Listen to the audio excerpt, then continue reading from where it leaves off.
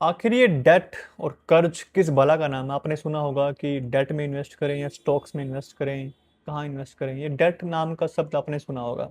ये जो डेट है ना, ये कर्ज, ये पूरे हमारे जो फाइनेंस का सिस्टम है, इसके बिल्कुल कोर है। ये सारा कुछ ही यही है, ये समझ लो आप कि इसके साथ ही पूरा जो फाइनेंस का, जो पैसे का लेन देन सिस्टम जो चल रहा है पूरी दुनिया का, ये डेट ही है। इसको समझते हैं क्या है डेट नाम की चीज़। मान लो सरकार को पैसे चाहिए, सरकार को या किसी बड़े इंस्टीट्यूट को चाहिए पैसे, तो वो क्या करते हैं, एक पेपर जारी करते हैं जिसको बॉन्ड बोलते हैं। ठीक है। और कोई उस बॉन्ड को खरीदता है और सरकार को पैसे देता है। ठीक है। सरकार ने पेपर जारी किया, उसमें लिखा हुआ है कि मैं जो ये पैसे ले रहा हूँ इसको ब्याज समेत वापस कर दूंगा, एक गारंटी दी है, उसको ही बॉन्ड बोलते हैं। और वो जो आपने पेपर लिया है उसकी एक मार्केट वैल्यू है, जितने में आपने वो बॉन्ड खरीदा है। ठीक है। उस बॉन्ड को आप दोबारा भी बेच सकते हो। ऐसे समझिए कि आपने अपने एक दोस्त को 1 लाख रुपए दिया और आपके दोस्त ने आपको एक कागज़ पे लिख के ये दे दिया कि भाई मैं आपको 1 लाख रुपए 2 साल बाद 10% रिटर्न के साथ वापस कर दूंगा।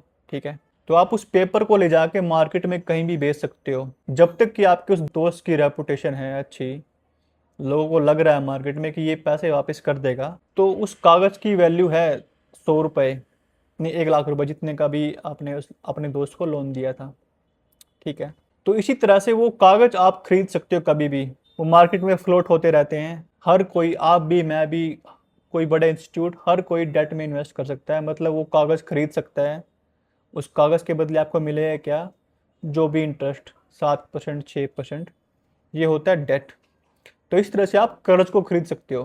कर्ज एक से आगे ऐसे बिकता रहता है, कोई भी उस पेपर के भरोसे कि उस पेपर पे लिखा हुआ है कि वो फलाना बंदा इतने दिनों बाद इतने परसेंट इंटरेस्ट के साथ आपको पैसे वापस दे देगा। तो वो जो पेपर है, जो बॉन्ड है, जो असल में डेट है, आप उसको खरीद सकते हो अपने नए पैसे दे के। और मान लो मेरे पास वो डेट था पहले, तो मैं उसको आगे बेच सकता हूँ। इस तरह से डेट में इन्वेस्ट होता है। ठीक है। मतलब ये नया डेट भी हो सकता है कि किसी ने, किसी कंपनी ने या किसी सरकार ने बिल्कुल नया एक बॉन्ड जारी किया, उसमें इन्वेस्ट कर सकते हैं। या पुराना बॉन्ड भी हो सकता है जिसकी मार्केट वैल्यू अप डाउन होती रहती है, उसको हम खरीद सकते हैं और आगे भी बेच सकते हैं। इसको बोलते हैं बॉन्ड और डेट में इन्वेस्ट करना।